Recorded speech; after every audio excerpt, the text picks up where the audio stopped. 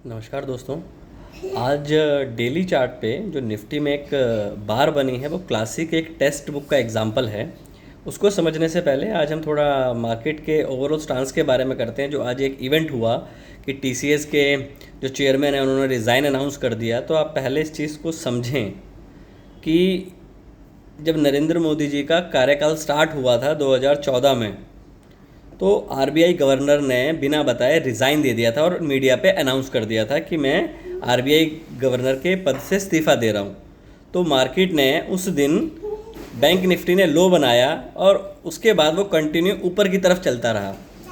क्या ये सेम चीज़ टीसीएस के साथ हो सकती है? आप चीज़ को समझिएगा।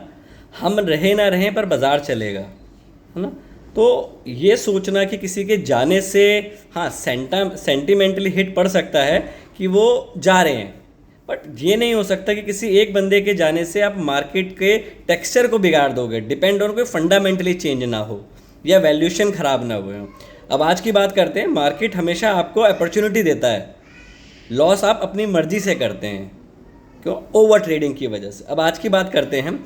आज जो एक निफ्टी में एक चार्ट बना है, मैंने पोस्ट भी किया था व्हाट्सअप कम्युनिटी पे कि डेली चार्ट से एक बड़ा अच्छा रिकवर आया है, रिवर्सल आया है। वहाँ पे तीन चीज़ें कॉन्फ्लुएंस हो रही थी। पहली चीज़ हो रही थी कि अगर आप पाइवट्स यूज़ करते हैं तो निफ्टी का 5 मिनट का चार्ट लगाइए। कल आप S2 पे बंद हुए, S2 के पास बंद हुए। आज आप खुले और इमीडिएटली आपने S3 के पास गए।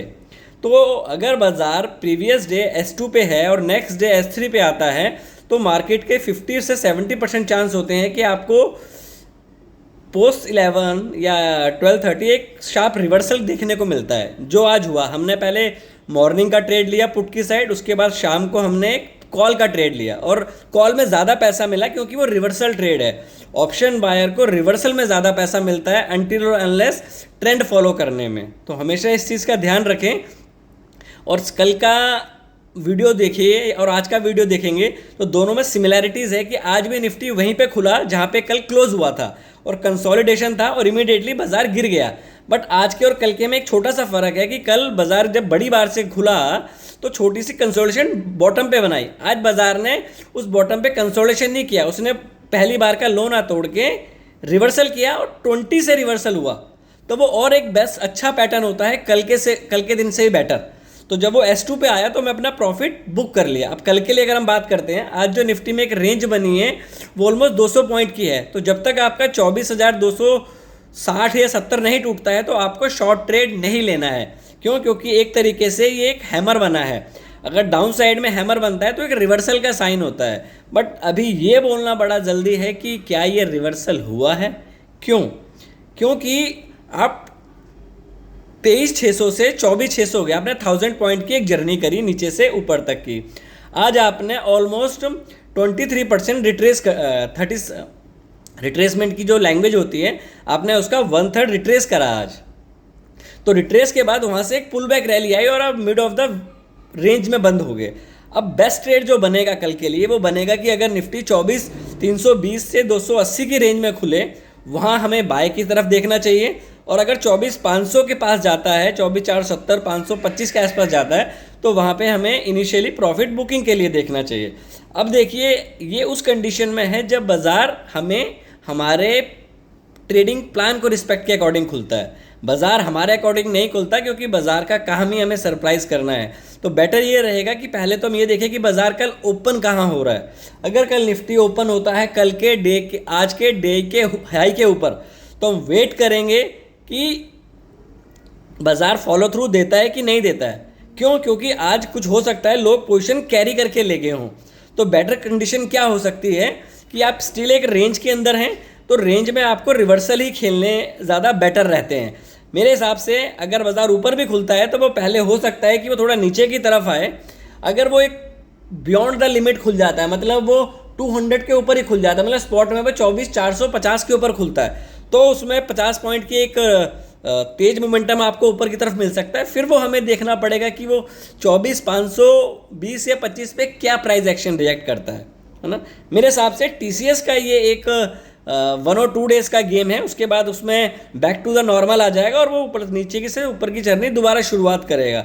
जिसने टीसीएस का अभी रिसेंट की जो रैली मिस करी है, तो एक अच्छी अपॉर्चुनिटी मेरे हिसाब से हो सकती है कि हम उसमें पार्टिसिपेट जो मिस करिए हैं उन्हें करना चाहिए, बिकॉज ये फंडामेंटली और वैल्यूएशन के लिए कुछ नहीं है।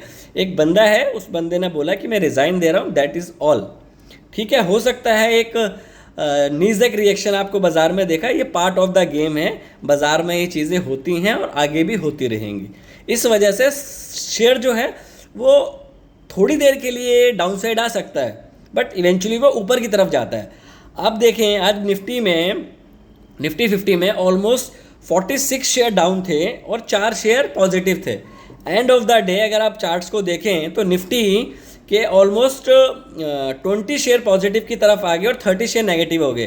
बैंक निफ्टी में 14 में से 10 to 12 स्टॉक पॉजिटिव हैं। तो कहीं ना कहीं आप साइडवेज ही हो, आप ऊपर बहुत तेज़ी से नहीं जा रहे हो। तो चीज़ों को एक अलाइन करें और कल के लिए जो बेस्ट सेटअप बनेगा वो यही बनेगा कि 24,280 और 300 के अगर आप आसपास खुलते हैं तो हम बाइंग की साइड ट्रेड देखेंगे।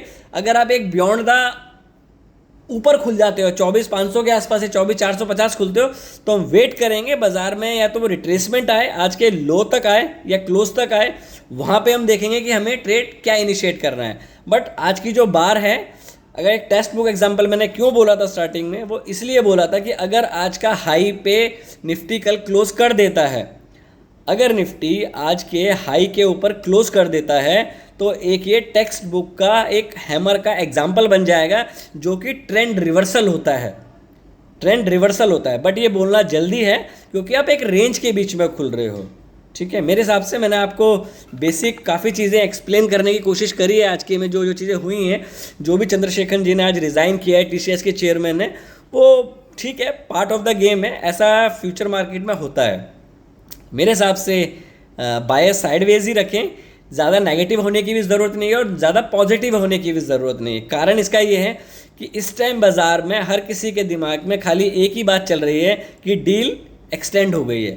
अब खुदा ना खास्ता अगर वो डील हो जाती है तो काफ़ी तेज मोमेंटम आपको ऊपर की तरफ मिल सकता है। और हम कल के स्टॉक्स के लिए बात करें तो आप कल के लिए इटर्नल को देख सकते हैं, BHEL में नज़र बनाए रख सकते हैं। तीसरा, आप PSU बैंक में अच्छा मोमेंटम है तो आप यूनियन बैंक में और बैंक ऑफ बड़ौदा में आपका एक बायस होना चाहिए। देखिए, कोई भी ट्रेड लें तो अपने वित्तीय सलाहकार से ज़रूर परामर्श करें। क्यों? क्योंकि ये फाइनेंशियल मार्केट है, इसमें आपका ये जो मैं आपको इन्फॉर्मेशन दे रहा हूँ आप उसको उसी तरीके से लें जैसे एक आपकी हेल्प हो रही है। बस कोई ट्रेड लेते हैं या आपका लॉस होता है तो उसकी जिम्मेदारी आपकी खुद की होगी, क्योंकि मनी मैनेजमेंट करना आपका काम है, या आपको अपने एडवाइज़र से कंसल्ट करना चाहिए। ये जस्ट मैं इन्फॉर्मेशन इसलिए दे रहा हूँ क्योंकि मेरे पास ये ट्रेड हो सकते हैं या मैं इनको लेने वाला हूँ। Take care, tread well. अगर वीडियो में कुछ इंटरेस्टिंग लगा हो तो वीडियो को ज़रूर लाइक करें, और अगर आप किसी तरीके के स्टॉक्स पे नज़र बनाए रखते हैं तो प्लीज़ कमेंट्स बॉक्स में ज़रूर बताएं, हम उस पर भी डिस्कशन करने के लिए तैयार हैं। Thank you, take care and tread well.